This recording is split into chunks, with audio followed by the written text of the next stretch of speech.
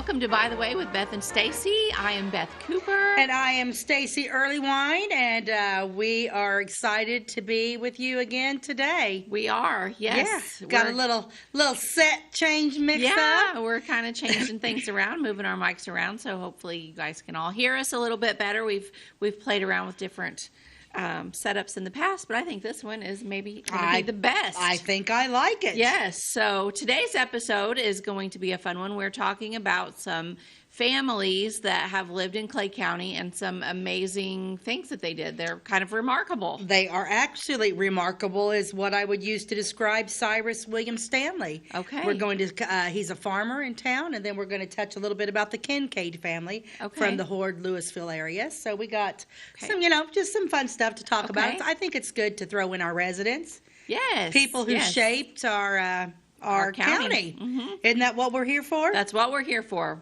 So if you're just joining us for the first time, Stacey and I love to talk about the history of Clay County. We love to talk about old things, and we always start our show with an advertisement or an old Better Homes and Garden magazine or something from the past that kind of makes us chuckle or question what in the heck was happening back then. So it absolutely does. Yes, it absolutely does. Today we have an ad about ham. It is about ham. And it didn't come from my Better Homes and Gardens magazine or my McCall's magazine. Our friend Don Thomas is one of the people who help us research and do our episodes. And Beth and I were over visiting him, and he just handed me all sorts of just magazine ads that just, I don't know, Rena must have collected them. And so this one is just a loose picture, and Beth, I'll have you pull it up. Okay, let's find it here. Armor Star Hams. I love this. What the top part? The ham, what am? With the stocking covering. With the stockinette covering. Is that what it says? So that's like when they probably started, when you cut into a ham and it has that netting over it. So wonder why they did that with ham. I don't know. To hold it all together, I guess, and make it perfectly oval. Because that seems to be something they're proud of. One of the leaders of the oval label line. Man, you have good eyes, don't you? Yes, because I had LASIK. Oh, okay. And it was life-changing. I'm like the old lady over here, I can't see anything, but yeah. You be the old lady, I'll be the young one. Exactly. I think that's how this works, doesn't it? But yes, I love this. Armor Star Ham, one of the leaders of the oval label line. And you can fry it for breakfast, boil it, sliced cold for luncheon meat, or baked for dinner. The Armor and Company out of Chicago, Illinois. Okay, kind of a here's what it to our says. state. Here it says, the stockinette covering conserves the rich natural juices and intensifies the fine flavor that has made Armor's Star Ham famous. Star Ham is smoked, shipped, and delivered to you in the stockinette covering. Wonder what year this was. I don't know. It's a McCall's magazine ad, but it doesn't say a year on it. Yeah. Armor's quality product. I don't know. I'm not sure. Well, but I love it. I mean, it's so cute. It is super cute, and I love ham. I mean, I really do. I could eat ham, multiple times a week. My sisters are like that. I mean, it's okay. I mean, it's okay, but I don't just like. I don't love a lot of pork products. I really don't. But a ham, I'm always down for ham. You're down for it? Really? Yes, I love ham. Of all the pork products. I like ham. See, I don't like bacon. I'm not a bacon person, but I like pork steak. I like bacon, but I like it where it's really crispy. Yeah. See, I'm just the opposite. I don't want it crispy at all. I don't want it. But I don't mind bacon if it's in, I'm that type of person that if I have to pick between bacon or sausage, I'm going to pick sausage every time. Ooh, no, I hardly ever pick sausage. And I never pick bacon. I'd like once everybody has their gardens out and tomatoes come out, I'll do a BLT. I'll eat that maybe once or twice a year. Really? Not very much. No, I'm just not a bacon person. Okay. I don't do a lot of ham because it makes me swell up, but I love pork steak. I don't even know if I've ever even eaten pork steak, since I was a kid. I do not I really hardly ever eat pork other than ham. Really? I do pork steak a lot. It's one of my on the grill. Yeah. Only on the grill. Yeah. Anyway, so now you know what we love. Yeah. I'm gonna pick a steak over anything. If I have to pick anything, I'm gonna pick a ribeye. I'm gonna bake a ham for you sometime, and I bake a really good ham. Okay, yeah. And then you try my ham, and you'll be like, I could eat that weekly. It's good. It's good. All right. Well, then I'm gonna hold you to that. Okay. I am. All right. Excuse me. So we are gonna talk about a gentleman today. His name was Cyrus William Stanley. Okay. And he was a farmer here in the Sailor Springs, Clay City, Sailor Springs area. Cy was what they called him, was born Cyrus in 1870 in Missouri. And once again, it seems like these families, I don't know, when you're born in Missouri, I just don't know what gets you to Clay County. I don't know, but a lot of them were like born in Missouri and came to Clay County. Apparently, we're the place to be. The other thing is that, have you noticed in a lot of our stories, people have a tendency to be from Ohio. Yeah. A lot of Ohio, a lot of Missouri. So, in 1874, when he was 4 years old, their family moved to Clay County. And unfortunately, when Cy was 10 years old, his father passed away. His dad was only 51 years old, which I wonder what the age. I mean, it seems like a lot of them die in their 50s. Yeah. So we're talking the 1870s here. Yeah. People did not live as long. No. I mean, they just didn't, because anything could take you out. I mean, there wasn't antibiotics. No, that's true. I mean, you know, and you and I are always coming up with wanting to find out new episodes. That book, when we were at the Genealogy Society about all the deaths. Oh, yeah. Make a note of that. Yes, I'm going to do that. She's going to make a note of that, because when Beth and I joined the Genealogical Society, Clay County, I'm assuming, up at Louisville, and they have a lot of information for us, and we came across a book of how people died. Yeah. I wonder, I guess they would have kept track for... Yeah, it was on their death certificates. Yeah, death certificates. Fascinating. Yes, because people, they died of everything today that we survive easily. You know, diarrhea. A lot of people died from that. Was that dysentery? That could have been dysentery. It could have been, there's another one too that had that symptom. But no, today we just, you know, we take a over-the-counter Imodium, and I know, and if we do have a serious bacterial infection or something, then we take an antibiotic and we're fine. It doesn't even hardly slow us down. Oh no, maybe for a day or two, and we're back at it. And back then, you know, it was a death sentence. That's crazy, and easily spread because they all used the same outhouse, and they did not wash hands. You know, and there was no whatever we call that stuff we put on our hands after antibacterial. Soap or anything no. Yeah, so unfortunately, his dad passed away at 51. Okay. So Cy is 10 years old, and of course, what happens when dad passes away and you run a farm? He had to quit. He had to stop going to school. Wow. So at the age of 10 years old, Cy quits school, and that just breaks my heart, because I have an 11-year-old boy right now. Can you imagine? No, I can't imagine if we were farmers and my husband passed away and my son, even at 11, a year older than 10, but be like, okay, I'm going to take over, because I'm going to tell you, 10-year-old boys are not mature. Not at all. Are 20-year-old boys mature? No. I live with a 59-year-old boy. Yeah. Sometimes at some point, I guess they do mature, but 10 and 11 is not it. Yeah. So he had to stop at 10 years old and go to work on the farm. Now, Cy was highly intelligent. Okay. He was a very, very smart little boy, and he stayed and he lived with his mother till he was in his 20s. Okay. So 10 years old, we stopped school. We go help mom on the farm. Don't really know. I didn't go into detail about how many siblings he had. But he was not only intelligent, but he was very musical. Cy was a fiddle player, and apparently he could play several instruments, and we're going to dive into that because he handed that legacy on down to all of his children. Oh, that's so cool. Oh, yeah. It's so hereditary, too, the musical talent. Oh, yeah. It runs in families, and my family did not get it. Yeah, and I wish we violin, did. fiddle and violin are very, very, very difficult. Yeah. Malia played, my oldest, she played the violin or the fiddle. Same thing. Yeah. Just depending on what kind of music you play with it. Who was the doctor that gave those lessons? Dr. Stanley? No, she didn't take lessons from a doctor. Dr. Tim. Dr. Stanley Tim? No. I believe he gave violin lessons to kids. Okay. Well, maybe he did, but not to her. No, her lessons were, my mind went blank. Tammy's dad, Bill Castellari. Oh, Castellari. Yes, yeah. Bill Castellari gave her lessons for Yeah. years. Mm-hmm. Yeah, they say it's one of the most difficult instruments to play.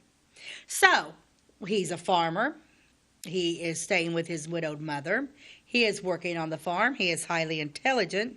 So, Cy played the fiddle at a lot of local square dances where he met Sally Bryant, who also lived on a neighboring farm. And Beth, I believe you have a picture of Cy and Sally somewhere. Let's try to find the young picture here. Oh, not that one. That's their 50th, not that one. Da-da-da. There it is. So this is Cy and Sally Bryant, and that's their first child, which we'll get into all the children here. He's cute. Cy was a very handsome man, and Sally, that picture is blurry. She's beautiful. She was a beautiful. They were a beautiful family, and I'll tell you what, that behind every good man is a better woman. That woman was it. They together had 13 children. Holy cow! Bless her heart. Bless her heart. So, Cy is very, very nice looking man. Yeah, look at his stance there. Like, he's kind of, legs a little spread open. He's, like, propping his arm on his other leg there, and he's just, like, staring at the camera like, and here's the bomb diggity right there. See, here's the other thing about this picture that I love. Very rarely in the late 1800s, because now we're talking, he was born in what, 74, he's in his 20s, so we're still, it's not 1900 yet, This is in 1918. Right, 1918, yeah, can you see that? Yep. So very rarely did the fathers hold their children in the pictures. Have you ever noticed that? Yeah. It's always mom that has them.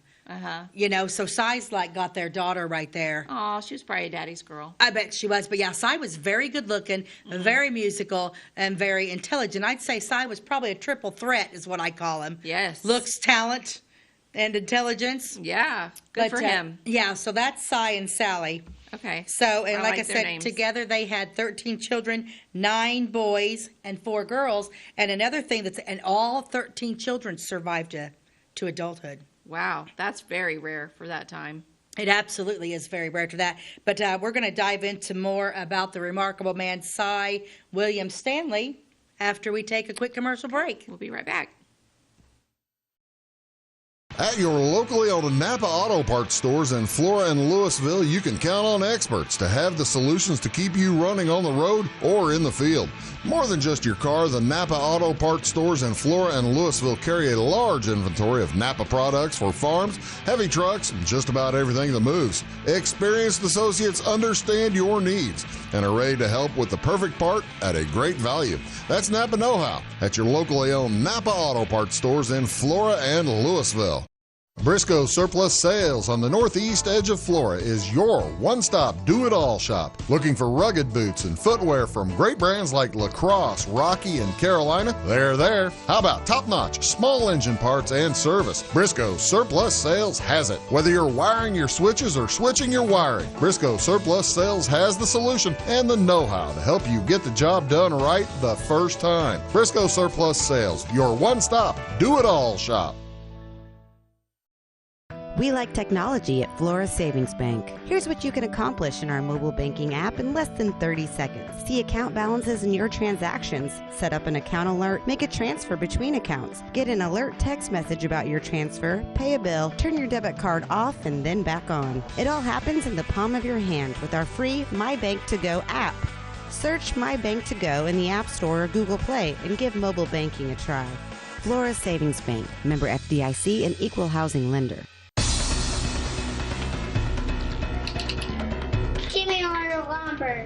Doors, paint, windows, electrical, plumbing, and much more.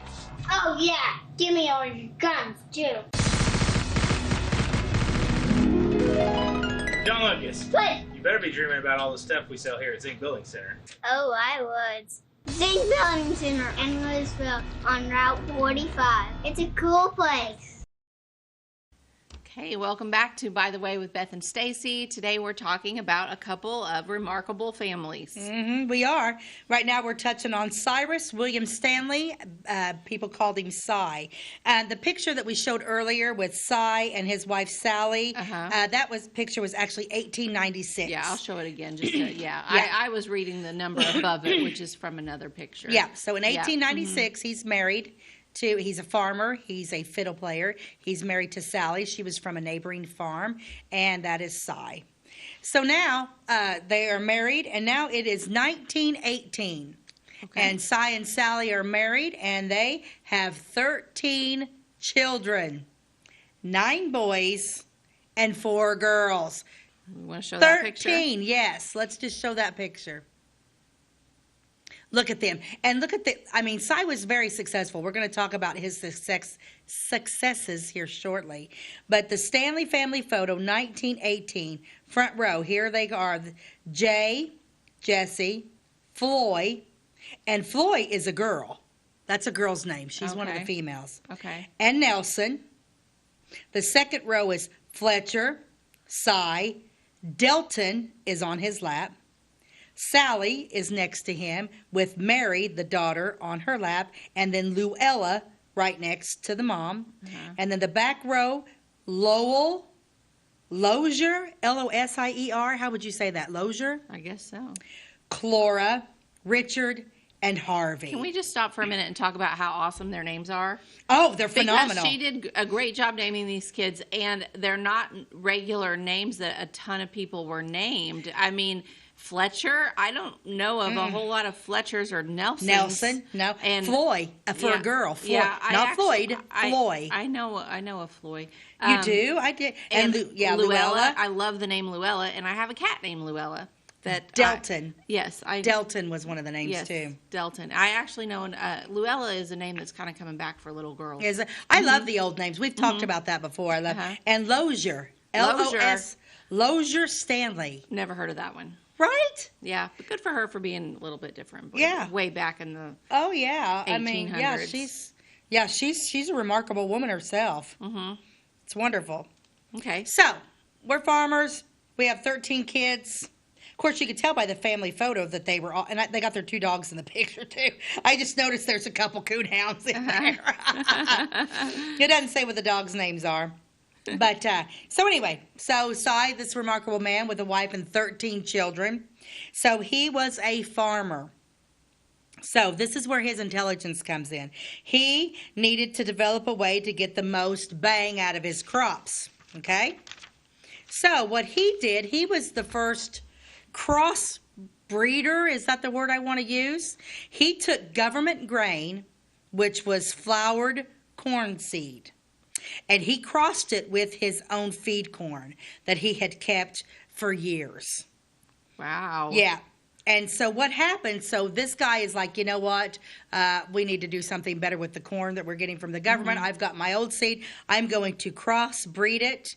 So he built up a white seed corn called Stanley Pride. Oh, cool.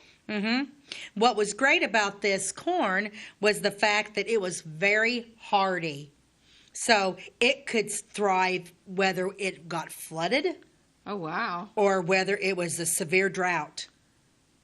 Good so for him. This man developed a corn seed that could handle the wet, could handle the drought, and with twice the yield in the same field as ordinary corn. That's cool. I wonder how one goes about doing that. Just trial and error. error. What makes you even think that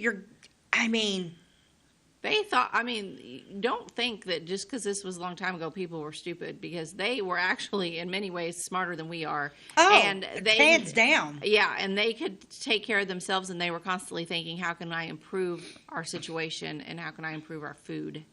Oh, yeah. And that's and remarkable. that's exactly what he did. Yeah, Royal Wilder did that at Little House on the Prairie, Almanzo's older brother. If you've actually, I'm not talking about the TV show, I'm talking about in real life in the books. Yeah. Like, he had his own seed corn that he had developed, and he kept it hidden behind a wall, a wooden wall. Do you remember this? Did you read the books? I did not. He kept it. This was during the long winter in South Dakota, and people were starving, and he didn't want people knocking on his door asking to buy his corn. So he built a fake wall in his cabin and hid his his grain that he was saving for spring to plant behind it so that he didn't have to sell it. Now, he did end up selling some of it because people were starving. That's a whole other story. Wow. But yeah, he was doing that.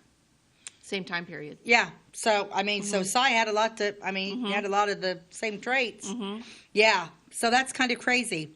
So when that happens, so he's crossbreeded government corn with his own corn, and it is called Stanley Pride. And actually, the state of Illinois University awarded him the Silver Cup for his work. Good. Yeah. That's wonderful. Yeah. I have a quote from Cy. It said, when someone asked Cy one day, what makes a farmer? He replied, I think it's the urge to raise something that looks like something. And then the next part says, those are deeper words than they appear at first. I think it's the urge to raise something that looks like something. I've pondered that since I started researching Cy, and I'm really not sure. What would you take that to be? To raise something that looks like something. It's to raise something that looks really good, like something awesome. Well, he did, because he wins tons and tons of awards. So, he entered the annual corn yield competition at the state of Illinois in 1932. And he won, I bet. And he won the champion corn grower. Well, good for him. So, I mean, so now we're like, when he wins this, it's 1932. He has all of his children in 1918. So we're not talking that this guy just was like, oh, I'm just going to bring these two together. I mean, I would imagine it was years. I mean, you're talking 32 was when he won the champion corn grower, and he has 13 children in 1918. Yeah, it took him a while to get there, but that's pretty awesome. He won in our whole state, because I don't know a lot about farming. I don't know a lot about soil, but I know that our soil is inferior to the soil that is in central Illinois, that deep black soil. We don't have that here. Ours is more of like a clay, and it's different, and it's not as rich of a soil, and he still won.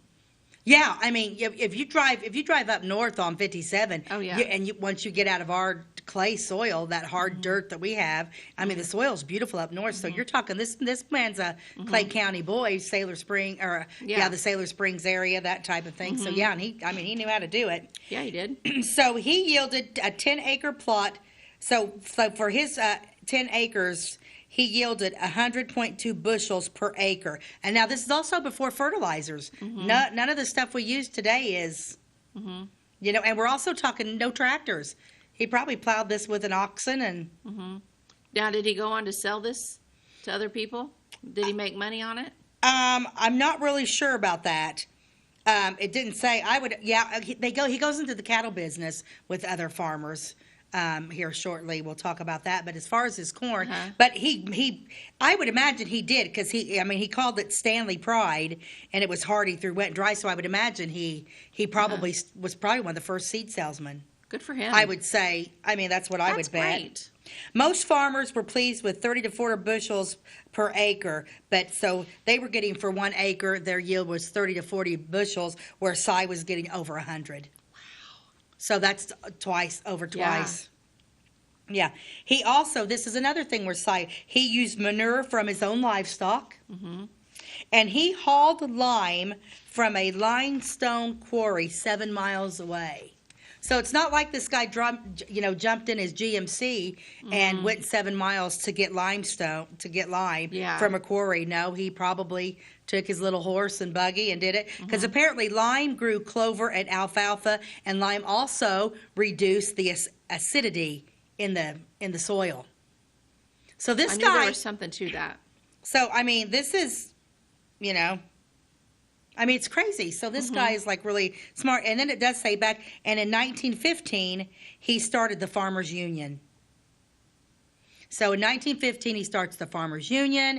In 1918, he has 13 children. He's crossbreeding corn. He wins awards for his corn. He travels 7 miles, 14 total, 7 there and 7 back, to get limestone. He's using his own fertilizer, and he's growing clover and alfalfa. This guy was absolutely... He was giving it his all. 100%.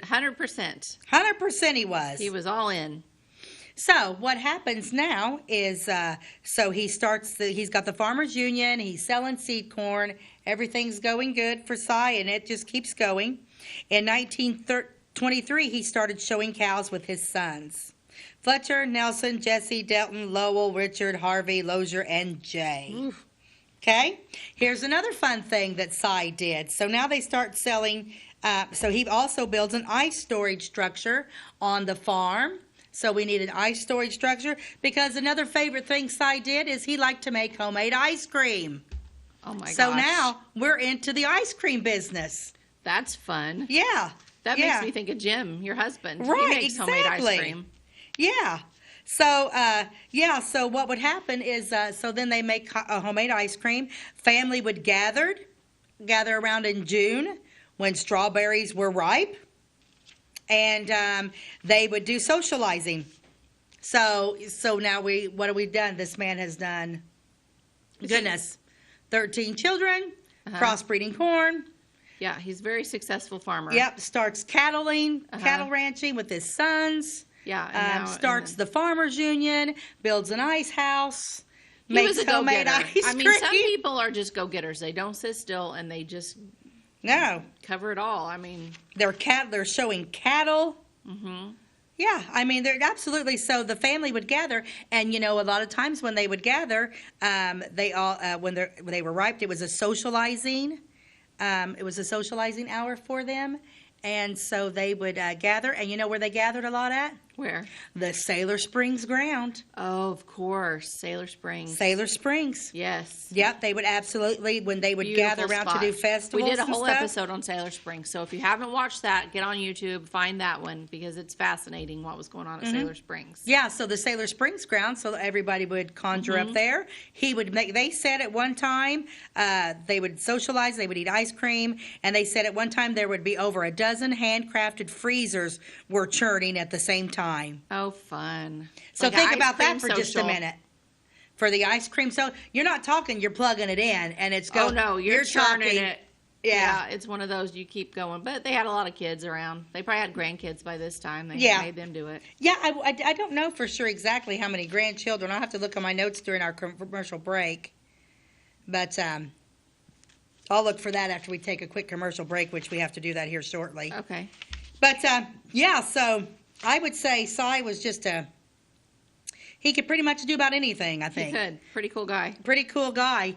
But yeah, so we'll come back here shortly and we'll talk a little bit more because this family, he was not only intelligent on the business side, but he had a fun side. They were all musicians. Okay. We'll talk about their musical gifts. Okay, we'll be right back. If you're looking for a loan for your brand new home, call Clay County State Bank. If you want to transfer money so your future will look sunny, call Clay County State Bank. We got checking and savings and bill pay too. An online bank, just ask our crew. For all your banking needs, we think you will agree. Clay County State Bank is the place you need to be. Clay County State Bank. At Clay City Banking Company, we're all on the same team, regardless of zip code.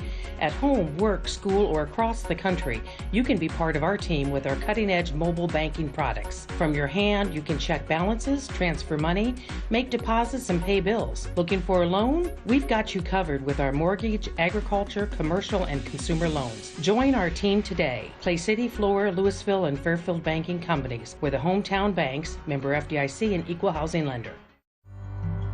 It's the weekend and your symptoms are worsening. The morning of a big meeting and you have a bigger sore throat.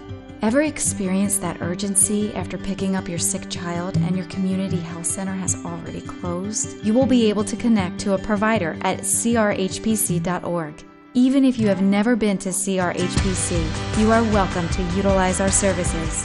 Feel better after scheduling a video visit with CRHPC. Tomorrow. Some fear the uncertainty it brings. Some trust the promise it holds. At Grinnell Mutual, we are always looking forward to tomorrow, growing and innovating. So even if the plans you have for the future aren't the same as the plans that the future holds for you, you can be ready. Because we'll be ready, like we have been for over 100 years. Trust in that. Trust in tomorrow.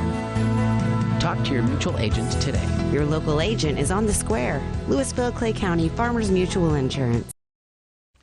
Okay, welcome back to By the Way with Beth and Stacey. I'm Beth Cooper. And I am Stacey Earlywine, and we are talking about the remarkable man. I'm going to go duo. Okay. Cyrus and Sally Stanley. Yes. Great people, farmers from our area. So we were just talking about, if you're just now joining us, Cy and his family. He was a young boy that had to drop out of school at 10 years of age, took over the family farm with his mother, fiddle player, seed salesman, I would say, cattleman. I got a funny thing. It says here in 1923, he and his sons were showing his cattle at local county fairs and at the Illinois State Fair. The success meant higher than market prices for calves and bulls when sold at breeding stocks. Ah. So, yeah. I'm betting Cy was pretty good with his money. Oh, I bet he was pretty smart to think, how could I do this to make more money off of it? Oh, yeah. Every time you turn around, he just is. Yes. Tell us about the music. I'm going to tell you about the music here a little bit. I do want to say one thing. So here's another thing where Cy, I was really good. Like I said, he was a very smart man. Okay. And I said, Cy and Sally established a tradition with their children. Now, they had 13. Okay. 13 children. And we're not just, he said all children here. This is a good one. Each had the choice of $1,000 in cash. Which was probably a lot back then. Yeah, when they got married. Or the equivalent in milking shorthorn cows as a wedding present. Wonder how many went with what? I don't know. I wonder how many. So $1,000 cash, we're in the 1920s, 1930s here. Or that much in cattle. I honestly think the smarter choice would have been the cattle. Oh, I would think so, because you're going to go through the cash. Because let's just talk real money back then. What would have thought? It's not like you had a stock market back. Right. When did people start really investing money? I don't know, but of course you wouldn't want to invest it in the Orchard City Bank because that guy stole them. Yeah, no, but I would think in cattle, that's like it's just going to keep giving back. You just keep raising cattle and selling them, especially if they were expensive, nice cattle. Yeah. So we talk about now he loves to make ice cream. Okay, they did a lot of socializing. Okay, and they had about over a dozen handcrafted freezers were churning at the same time. He's probably like, grandkids, get over there and turn this. Yes. And I mentioned that one picture. There were a couple coon hounds. His sons enjoyed coon hunting. This is interesting too. And two of his sons were boxers. For entertainment, they loved boxing. Fletcher and Delton were very talented boxers, and we're not talking with gloves, we're talking bare-fisted boxers here. Okay, wowzers, these were tough people. Right. Yeah. Think about that for a minute. You're just... Yeah, poor Sally. She was probably like, I don't want my boys fighting.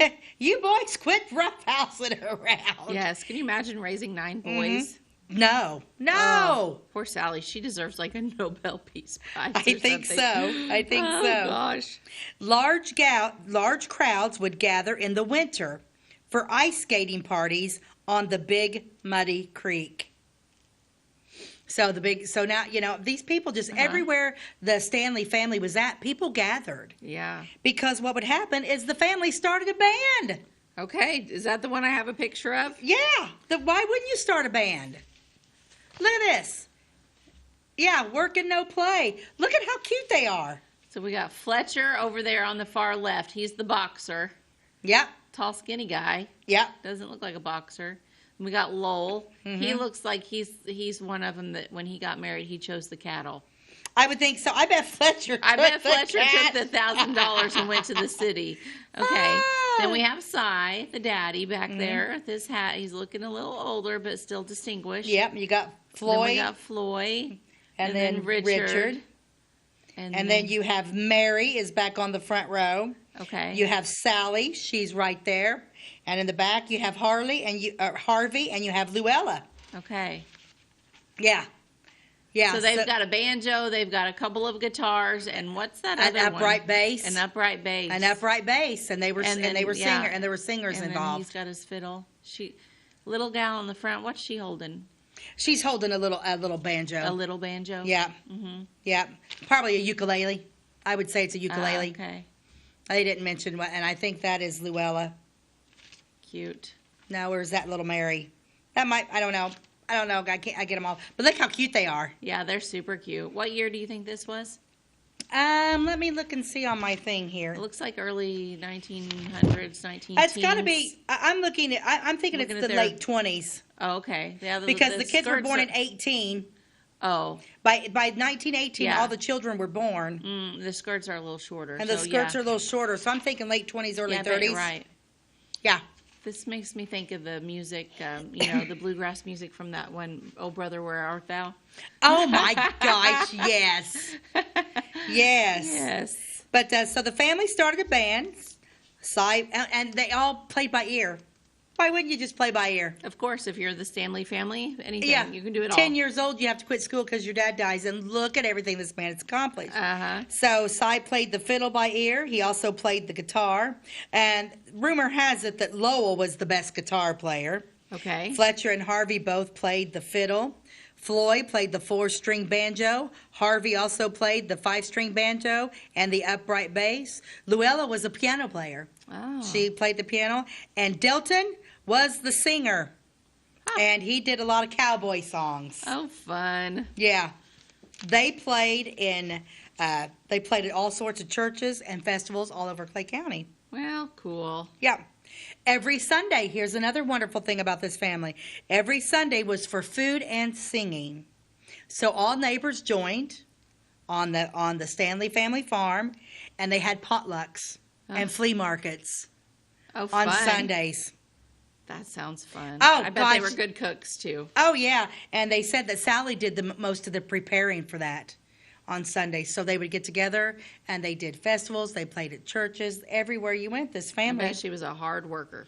Oh, I mean, we know Cy was, but Sally had to have been, too. She had a lot to keep up with. Oh, yeah, absolutely. They were busy all the time. Yeah. And, so Sundays were for food and singing, and the neighbors joined in. And they also played every year, Sailor Springs, the Sailor Springs Resort Ground, would have a reunion. Oh, fun. So they absolutely, they played together. Now, let's go back to that picture, that one picture of them, Cyrus and Sally's 50th wedding anniversary picture in 1945. Oh, what a beautiful cake. Yeah. And the flowers, what do you think those are? I don't know. I don't know. Were they? Pineys? I don't know. I love flowers, but to know all about them, I really don't know. I don't know what that is. I don't know either. But I would like to also, I'm not sure, I'll have to see where they were buried at. But in 1945, they were married for 50 years. That's their 50th wedding anniversary. Very cool. Yep. And so it says, Cy never took all the credit for his accomplishments. He once said, I couldn't have done it alone. A fellow has got to have the help of others, friends, family, and a community. And he also threw the government in there. He can't do it alone. So he was even a humble man. He should have mentioned Sally. Well, he did say friends and family. Yeah. She needed her own shout out. Friends, family, a community, and the government. Yeah, so they were. That anniversary picture was in 45. Sally Stanley died on October 30th, 1948. Aww. So she passed away 3 years later at her Ingraham home at the age of 70. She died suddenly of a coronary thrombosis or stroke. Yep. Well, that's sad. And then Cyrus William Stanley died a year later on November 17th, 1949 at the age of 79. Oh, so he was quite a bit older than her. He probably died of a broken heart. What does it say he died of? It doesn't say. It just says he died in 40. But I think that was pretty common back then for families to, like if a wife passed. I think like if a wife dies first, it seems like a lot of times in those older generations that the men didn't survive as long as women. Yeah. Because usually, I mean, statistically proven, men die first before their wives do, and then wives are. I was getting ready to say something. Free to spend their life insurance. It says all 13 children survived their parents, but are now deceased. Aww. The remaining family members still hold reunions, reliving memories and traditions, all begun by one remarkable man, Cyrus William Stanley. That's really cool. So all of their children have passed, but their grandchildren still carry on their... That's awesome. I would have loved to have known him. I think he was... Yes. Cool guy. And I so now we need to I would like to know where he's buried. I wonder if it said Ingraham, that she died in their home in Ingraham. So I'm wondering if they're not buried in the Ingraham I'll find area. him later. I have an app for that. That's right. I was going to get that app. I thought you were going to get me that app. I forgot. Sorry. Let's try to do that today. Yeah, I can just go just picture him on the Sailor Springs and the ice cream and the people and the outfits and the singing and the banjo and the children and the dogs and the boxing and the... Yes, if we could step back in time, I'd go visit them for a day. Honestly, if you think about it, if you could do some time travel, I think I would probably go back to that area and go to Sailor Springs and see those hotels, the Glendale and the other two hotels and that college. I think of every week there. In every place in Clay County, if I could go back in time, it would be during the Sailor Springs heyday. Yeah, I think I absolutely would. It's impressive, and it's so sad. And if I win the lottery, I'm buying Sailor Springs. The whole town. We're calling it Early Wineville. It's going to be Sailor Springs / Early Wineville, and I'm opening up every one of them springs, and I'm building a hotel. Yeah. I need to buy a ticket. One day we were both feeling pretty lucky, and we forgot to go buy tickets. And, I hardly ever remember to buy one. I don't either. Now, if you won the lottery, what would you do? Well, I don't know. I used to know exactly what I would do, but now I'm a little bit older and I don't want to do any of that anymore. I'd be like, I'd buy my own quilt shop. I'm going to run my own quilt business. And it's like, no, actually, I'd just not do anything. I'd probably move out into the middle of nowhere and just have my own quilt room set up how I want it. And just spend my days doing exactly what I want to do every day. Well, if I win the lottery and I buy Sailor Springs and I open it all back up and I build a hotel, oh, I'll come help. You'll come help me, and I'll let you put a quilt. How about a quilt shop in the Early Wine Hotel? Oh, okay, I could do that. I just hire people to work it because I don't want to be there 9 to 5 every day. Now, I bet if it was your own quilt shop, you would. Yeah, maybe. I do know that if I were to win the lottery, I would redo the downtown Flora. Yeah. I would buy some of those empty buildings and put shops in there. And it wouldn't matter if they were super successful. No, because if we won the lottery. We wouldn't. It wouldn't matter. We'd just be like, yeah, that would be fun. I mean, giving back. I mean, I love to give back anyway. But boy, if you had the money just to let it fly. Oh yeah. Can you imagine? I'd pick a theme for our town and then just do all the stores in that same theme. And then people travel to that. Like there is a quilt town in Hamilton, Missouri, and quilters from all over the entire world, not just the United States, travel there to see all the quilt shops because the whole downtown is nothing but quilt shops. There's 13. Well, let's talk about that. And 13 is our lucky number. We need to take a break. We'll be back. Do you bowl like this? That's great. Do you bowl like this? That's great too. That's because whether you're a pro or you just want to have a lot of fun, at Pegel's Silver Dollar Lanes, we have a lane for you. We have galaxy bowling, gaming for kids and adults, Joe's Pizza, a full bar, darts, pool, and fresh and clean bowling shoes. Boy, does that smell nice. So come on down to Pegel Silver Dollar Lanes in Effingham, where we have a lane for you.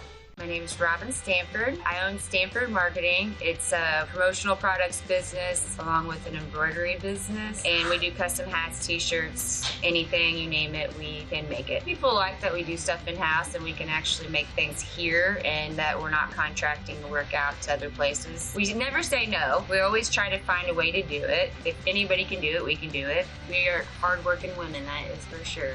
Come to Stanford Marketing in Flora for all your custom and promotional needs. The insurance specialists have options to tailor to your needs at CSI Insurance Brokers. Experienced insurance brokers at CSI are skilled with all types of insurance plans and policies and represent many companies, including Safeco Insurance. You'll benefit from their detailed expertise, unbeatable premiums, and commitment to customer service. CSI Insurance Brokers and Safeco Insurance Company, providing affordable rates on quality insurance since 1952. For over 50 years, at your locally owned and operated Rural King Supply in Salem and Olney, we've helped you and your neighbors enjoy an easy country lifestyle. We carry the most thorough sporting goods department around with a huge variety of hunting and fishing gear, camping equipment, and a variety of firearms for any need. Our team is here to help you find whatever you need. Open every day, it's Rural King in Salem and Olney, your locally owned farm and home store. Okay, welcome back to By the Way with Beth and Stacey. I'm Beth Cooper. I am Stacey Earlywine, and we are talking about some families in our Clay County area. We just finished up the story of Stanley, who we love and adore now. Yes, yep. Sounds like a cool dude to me. And then we talked about winning the lottery and buying and buying the downtown, the whole entire downtown of Flora, Illinois, and what we would do with it. Wonder what that would cost. We have to win a mega. Yeah, it would be a mega. We'd have to win the mega jackpot. Of course, how many of you guys are people that like, oh, I'm not going to play the lottery. It's only like $5 million. Yeah, no. I'd take $5 million. Oh, are you kidding? I'd take $50,000. Yeah, I'd take $5,000. I'd take $500. I would take $70,000 and I'd put a new roof on Nostalgia Theater. No kidding. Yes, if we won the lottery, our Nostalgia Theater would be the Fox Theater. The Fox Theater would look at our theater and drool. And be like, man, if we were only like Beth and Stacey in Nostalgia Theater. That'd be awesome. Yes. So now we're going to move on to a family from the Horde area. A lot of the are still in the Louisville area, and that is the Kincaid family. Okay. So we're going to talk about the early Kincaid family. And I'm going to start with Isaiah Kincaid. Isaiah Kincaid was the first Kincaids to come to our area. And he was in the Horde area. Okay. And he was married to a woman named Rachel. Okay. Excuse me. And they had 5 sons: Stephen, Johnson, Lewis, Charles, Isaiah Jr., and one girl named Jane. Aw, baby Jane. Baby Jane. So and he was once again a landowner. Most of the time, anybody, even doctors and lawyers, have you noticed, like when even if a doctor or lawyer comes, they all buy land and they're all have the hand in farming, whether it be our wonderful orchards that we used to have. Right. But Isaiah had accumulated a personal wealth of $4,000. Cool. His real estate was worth, this is an odd number, $2,488. There's our numbers for the Powerball. I think you're right. Yes, we'll go with that. Okay, did you write that down? Powerball numbers to buy Sailor Springs and Flora. But unfortunately, Isaiah, this is early times, so Isaiah died in 1865 at the age of 53. Okay? So the family starts with Isaiah and Rachel Kincaid. It's 1865. He's accumulated his land. He has some wealth. He's 53 and he passes away. And he is buried in the family cemetery. Familiar with that? I've seen the sign, I think. Excuse me. I don't know where. I can't remember where it is. Southwest of Horde. Now, you're a Horde girl. Yes, so... Okay, the only time I ever think about Horde is when I'm going to Effingham. So I'm going southwest. So so it'd be between, Horde and Louisville, south, and then the west. So out there, like Ridge Road area, probably. Okay, I had like when you're talking a family, it was a family cemetery. It's literally just for their family, right? Well, some family cemeteries would let other people use it, but most of the time they had some connection to the family. Okay. I was always wondering because, I'm trying to think of cemeteries, which cemeteries is another interesting. Oh, yeah, we should do it. We should definitely do it. Cemeteries are fascinating to me. Yes, I'll write that down. Yeah, you write that down. We are taking notes on By the Way. By the way, this is what we want to do. We want to do more things. But we're going to focus on his sons. His second son was Johnson Kincaid. Johnson Kincaid married Elizabeth Bill in 1871. Okay? And they, God bless them, had 11 children. These women back then, they had so many kids. Mm-hmm. Which It's is crazy. good. It's good for the population. I mean, right. And I'm happy that they were happy, but at the same time, just having 3 kids was really hard on me. So I can't imagine having that many. I had 2 and I can't. So Johnson Kincaid married Elizabeth Beale in 1871, and they had 11 children. Beth, we have a picture of this family? We don't, no. Oh, shoot. I thought we did. No, I Are don't think you I sure? got that one. Oh, okay. Okay, well, my fault. I probably didn't send it. Well, you might have sent it, and I didn't see it. So Well, apologies. You could hold it up, and I could zoom in on it. Let's we could try that. Okay. Yeah. Where am I holding it up to? Right there in front of the coffee, in front of the teapot. Can you do that? Okay. So here's the Kincaid family. Look Here we how go. Yeah. they're very well established. Early Kincaid family. Yeah. Oh, here we go. We got tech help here helping us. Good Whoa! job, Ty. Look at that. Yes. Very Try to hold it successful. still. Okay. Very successful. Very prominent. Aren't they fun? Yes. Okay. Love their Ty, skirts. we're zooming out. Ooh, look how pretty that pot. Yes. Teapot. Yeah, the Kincaid family left to right. Back row is John. Now they have some fun. John, Oscar, Harry, Isaiah, and Ulysses. Oh, Ulysses S. Grant. That's what I'm thinking. Yeah, I wonder if he was named after him. I don't know. The middle row was Rachel Tolliver, and Mary Campschrader.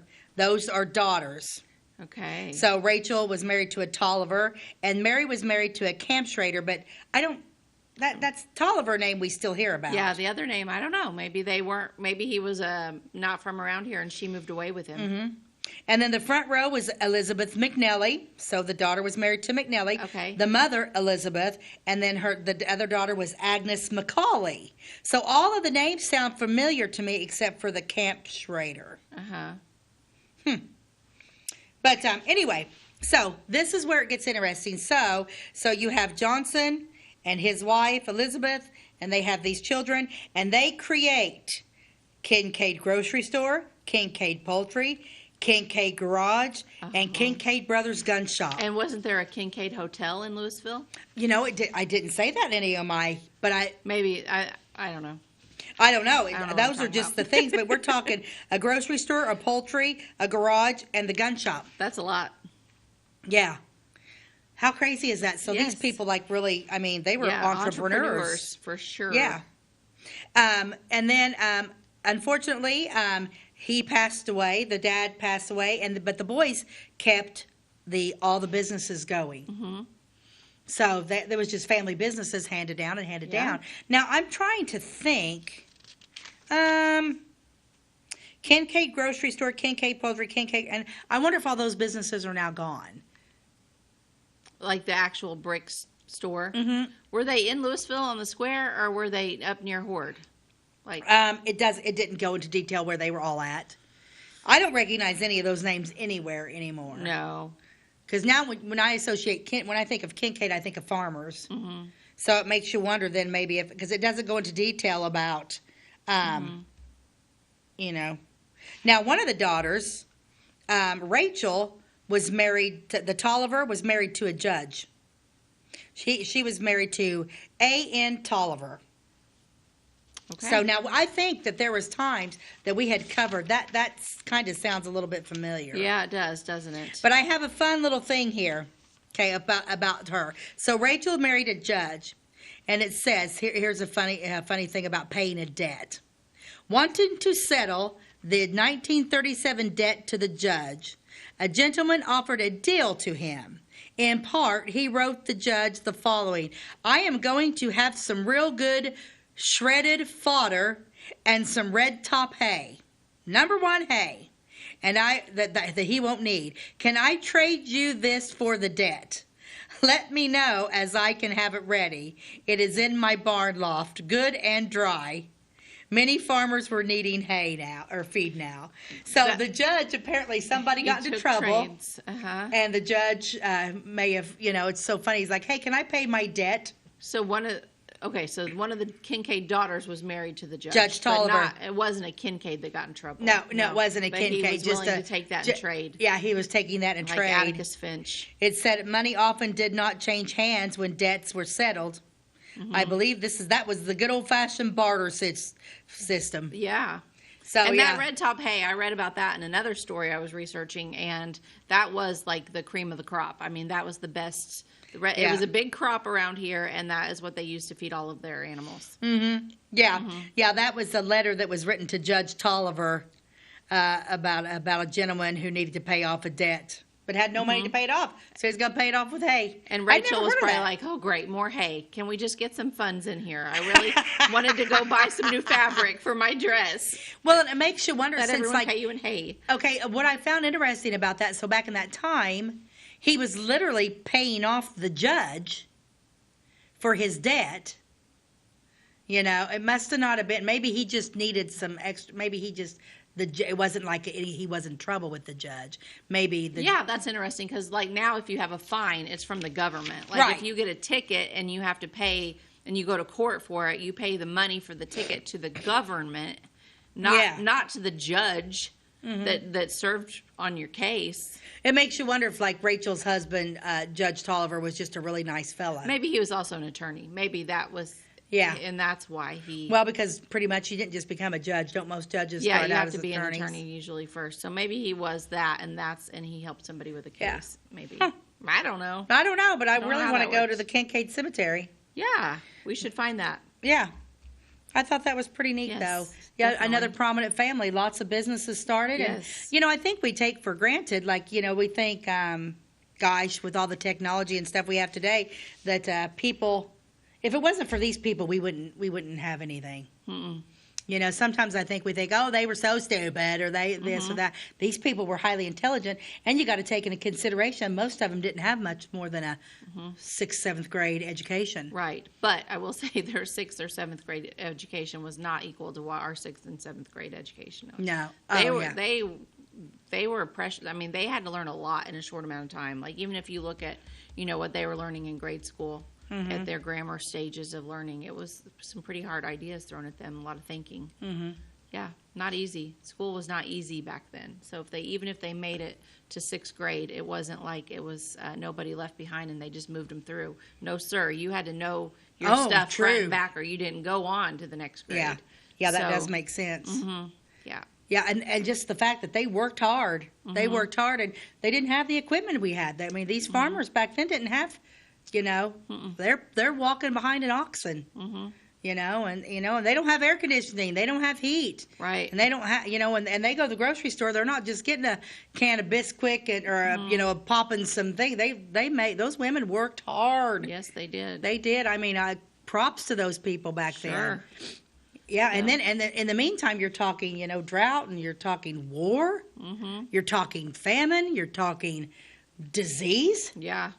How much do we take for granted? I mean, I've been battling a cold.